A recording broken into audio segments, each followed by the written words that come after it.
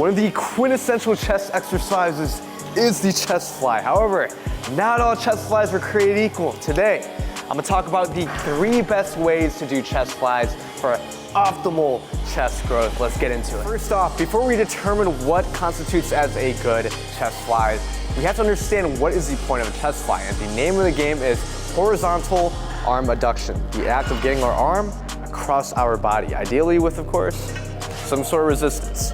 Now, the key difference between a fly and a press is that arm adduction. Instead of just trying to push something away from our body like in a press, we're actively trying to get our arm across our body and work that arm adduction. Now, having a little bit of elbow bend and straightening in my mind is okay, because if you tend to keep your arm straight, you're probably gonna feel it more in your biceps than anything, as well as maybe get even a little bit of elbow discomfort from keeping your elbows straight. So stay dynamic is my advice. So my advice is allow for a dynamic elbow angle like you're seeing here. Now, in my mind, an optimal cable fly should have these 3 things.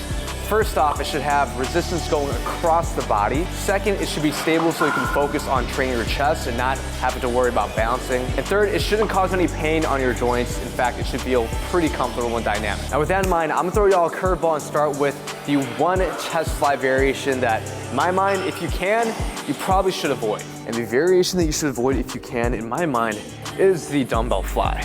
Now, this exercise isn't useless since it's essentially a lengthened partial where we're getting a good degree of stretch, which is obviously a good thing. However, the degree of stretch you're likely getting on a dumbbell fly is probably no different than on a chest press. Granted that you're allowing yourself to get a good chest when you bench press. Now, this exercise is decently stable and it doesn't really hurt my joints or anything, but the main gripe I've had with this exercise is that you're not getting any resistance going across the chest since you're limited by, of course, gravity. Which again begs the question, are you better off just doing a dumbbell bench press instead of a fly in the first place? So now that we got this out of the way, let's get to 3rd place for the best chest fly variation.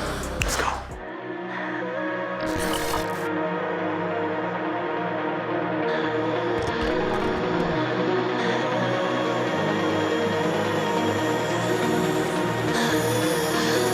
Now, in 3rd place, we have the unilateral low to high cable fly. What? A unilateral chest exercise is actually good. For the most part, single arm chest exercises usually suck. However, the main issue mostly comes down to stability. But if you have a dual cable setup like this, you can actually use the other cable tower as a grip to stabilize yourself. And this is surprisingly a really stable exercise. You're able to get a good stretch in this position down here and have resistance going across your chest because you're using cables, of course. And of course, since we're dealing with cables, we can manipulate the cable height to bias a different part of our chest. If we set the cables high, this is gonna be more of a lower chest focused cable fly. If we set the cables low, it'll be more of an upper chest focused cable fly. And if we keep the cables high like this and lean over, this is gonna be more of a mid chest focused cable fly. Now, you may have noticed I didn't tell you to put the cable in the middle because in general, if you're doing a cable fly with the cable at the middle height, it's usually not the most stable exercise and feels a little bit awkward. Now, the only downside to this variation is, for one thing, you're hogging the other side of the cable, but also it can be a little bit tedious doing a unilateral chest exercise. It just takes more time. So opting for a bilateral cable fly can also be a pretty good variation. However, you're sacrificing a little bit of that stability. Also, if you're looking for more guidance on your fitness goals, basically take all the guesswork of how to get to your dream physique, definitely apply to my one-on-one fitness coaching program. Summer is upon us. I know you want to get your dream physique, or at the very least, make some very solid progress towards that. So apply in the link in the description. It's going to be custom workout programs, meal plans, the ability to message me, check-ins on a weekly basis to make sure that you're actually doing what you're supposed to be doing. So if that sounds exciting to you, apply in the link in the description. Let's get back to it.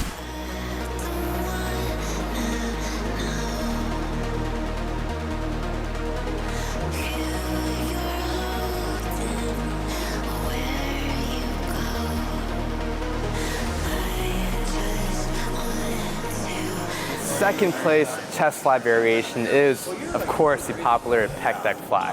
Now, I would call this the most versatile or balanced version of the pec deck fly. And this comes down to it being not only stable, but also have the most even resistance profile, as you get a pretty good degree of resistance in this more lengthy position. However, you're also getting a lot of resistance in this more shortened part of the range of motion. As a side note, I always consider the fly a more short and focused exercise compared to the regular bench press, because you're actually able to get resistance across your body. Because if you think about it, a bench press is almost like a lengthened partial for your chest. You're only stopping here, you're not getting all the way across your body. So this is a little bit of my own personal philosophy talking, but I think there's validity in having an exercise that has a great degree of resistance in that shortened area, even though right now all the talk is about length and focus training. And this is also given the fact that on a bench press, I tend to go really deep and get a good stretch anyways. So for me, the stretch on a cable fly isn't really what I'm mindful of. Of course, I'm still gonna get a good range of motion, but it's more or less gonna be the same as a bench press for me. Now, in comparison to other fly variations,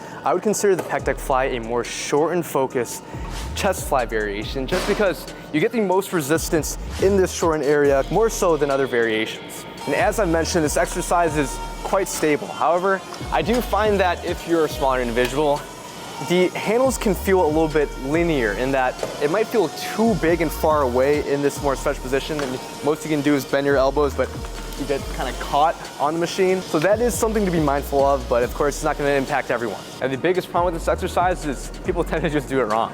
Now, for some advice here, if you're trying to set up, I recommend going handle by handle and using your body weight to swing the handles in place rather than trying to fly into the setup, as this can sometimes be a little bit beyond your range of motion. And then when you're doing the fly, you want to retract your scapula as if you're about to bench press. This will help you open up your chest in this more stretched area and actually feel it instead of coming forward like this and feeling your front delts instead of your chest work. And if you're able to maintain this open chest, even in this shortened position, you should feel it much more in your chest than it was before.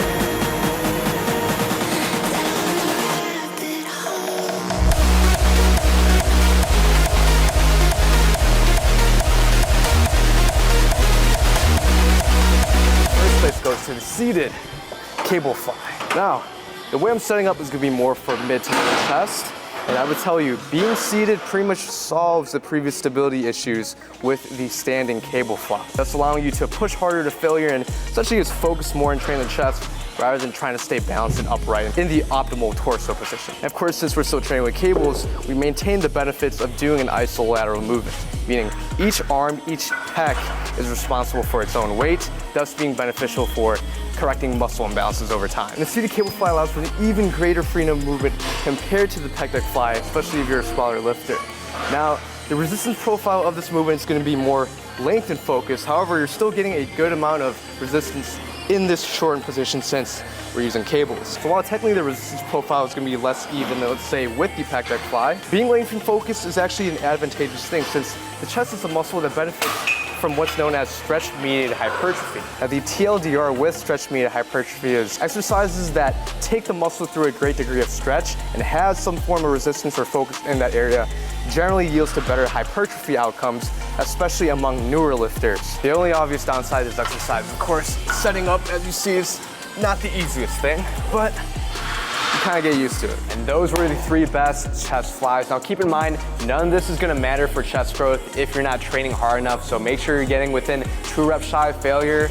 You're getting enough volume, ideally 8 sets per week. You're not only relying on flies, you're doing some sort of chest press exercise, such as like an incline dumbbell bench, barbell bench press, hammer strength, doesn't really matter. And for the love of God, don't just focus on your chest, make sure you're getting a well-rounded physique. So if you don't know where to start, check out my best upper body workout for beginner video here. Thank you guys so much for watching this video. Leave a like to support my page. Use code PATH at both Able and MyProtein. The support will be much appreciated and you'll get a pretty decent discount on that. And of course, don't forget to hit subscribe to level up your physique, and I'll see you on the next one, all right? Peace.